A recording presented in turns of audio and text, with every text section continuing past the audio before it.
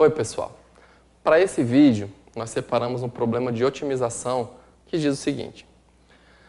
Dado um hemisfério, ou seja, metade de uma esfera, qual é a maior caixa que cabe aqui dentro? Ou seja, você vai colocar um paralelepípedo reto retângulo, certo? E ele não pode extravasar essa esfera. Então eu já desenhei um caso aqui de uma caixa. Claro que eu vou querer que a minha caixa encoste aqui, seus vértices vão acabar encostando na esfera, porque ela cresceu o máximo que ela podia. E eu quero saber qual é a maior caixa. A maior caixa, claro, no sentido do maior volume, né? Então, bom, uma das coisas que a gente tem que ter em mente é esses pontos aqui, eles vão estar encaixados de uma maneira que esse ponto é um ponto da esfera. Primeira coisa que você tem que saber. Em um ponto desse hemisfério, a gente está colocando um hemisfério de raio 1, simplesmente para facilitar. Aqui você poderia colocar um raio ao quadrado, tá? Mas a conclusão vai ser no final mais ou menos a mesma. Então a gente colocou 1. E a equação da esfera que é x2 mais y2 mais z2 igual a 1, tá? O volume você já sabe. Se eu coloquei os eixos x, y, z, eu vou colocar aqui então essa medida aqui eu vou chamar de x, essa medida aqui eu vou chamar de y e essa medida, a altura, eu vou chamar de z. Nota que eu estou pegando como x metade da aresta toda da caixa, certo? Eu tenho x para esse lado e x para o outro lado. Então aqui, no caso, eu vou trabalhar, pelo menos no meu volume, eu coloquei 2x vezes 2y vezes z. Ou seja, eu estou colocando tudo, tá? Mas para facilitar a minha vida, o que eu quero? Ora, eu vou ficar com 4xyz. Então, eu vou pegar somente num octante aqui. Vou trabalhar com essa caixinha e depois vou multiplicar por 4. Por quê? Porque vai ter uma aqui, uma aqui, uma aqui e outra aqui. Então, são 4 pequenas caixas que vão caber ali para formar a caixa maior. E, de fato, eu tenho 4xyz. Daí eu vou aproveitar ainda o meu vínculo, essa função é uma função de 3 variáveis, e eu vou reduzir, graças ao fato de que eu sei que aquele ponto ali está em cima da esfera, eu vou reduzir para 2 variáveis somente. Então o meu v de xy, ele é 4xy vezes o z que eu isolei dessa equação. Isolei e lembre-se, eu peguei a parte de cima, porque quando você isola aqui dá mais ou menos a raiz, mas eu já estou com o hemisfério em cima, então eu peguei a parte mais. Tá bem claro? Uma coisa que a gente se pergunta, qual é o domínio dessa função aqui? Tá? Se eu estou trabalhando só nesse octante, o meu domínio da minha função, eu estou chamando o domínio aqui de D, são os pontos x, y do plano, tais que, primeiro, o x, y não pode sair do disco. Ora, se o x, y, z não sai da esfera, claro que meu ponto x, y não sai desse disco. E é claro também que eles vão ser, na minha análise, maiores ou iguais a zero. Eu não quero uma dimensão x menor que zero, estou considerando somente no primeiro octante. Então eu desenhei aqui o meu domínio, ele basicamente é 1/4 da pizza, tá? 1/4 do disco todo. E eu vou começar o meu problema analisando o bordo do domínio. Tudo bem?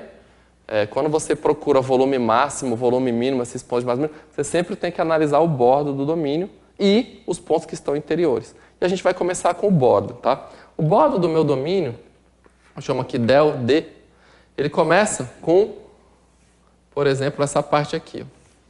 Essa parte é a curva em que x é igual a zero, claro, é o eixo y. Se a gente traçar aqui o eixo, vai ser o eixo y.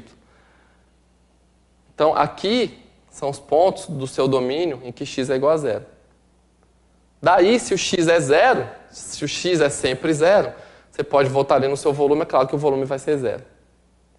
Então você tem aqui um caso de mínimo do seu volume, volume igual a zero, que não interessa para nada, né? Assim, uma caixa de volume zero, a caixa vai estar achatada. Outra parte do seu domínio é a parte y igual a zero, que é o eixo x. Então, a outra parte, y igual a zero.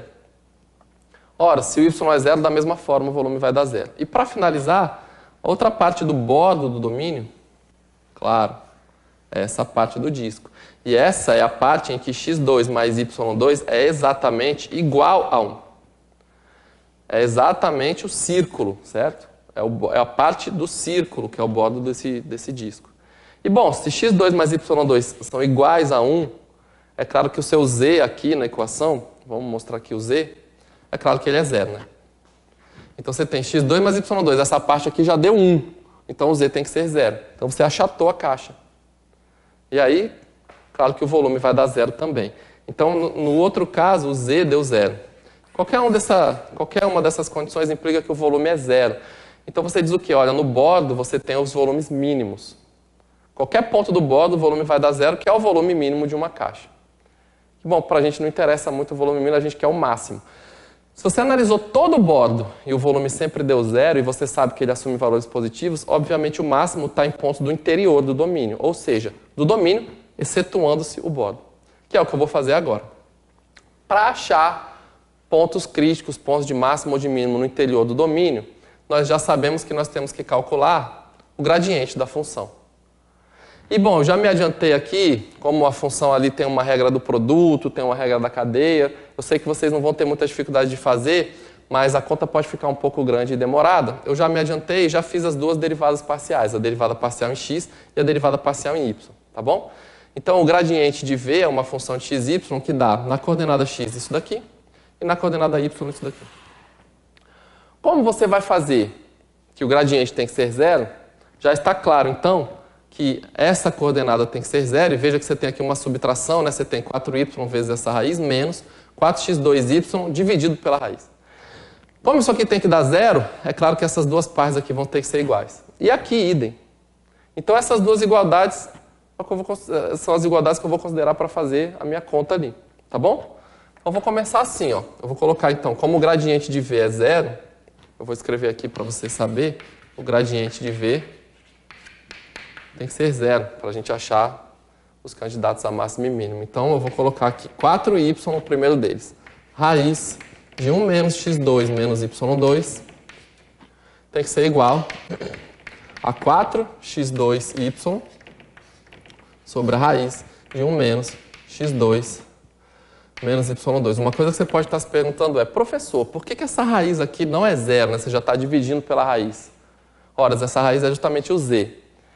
Não é zero porque eu estou no interior do domínio, porque a parte z igual a zero eu já analisei na fronteira.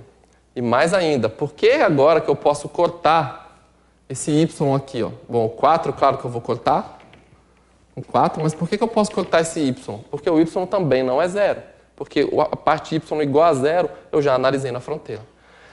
E assim você vai multiplicar aqui as coisas, vai sobrar um x2 aqui, ó. Eu já vou escrever logo então, x2 igual a multiplicação das duas raízes, 1 menos x2 menos y2, e essa é a conta que você de fato vai resolver para a primeira coordenada do gradiente.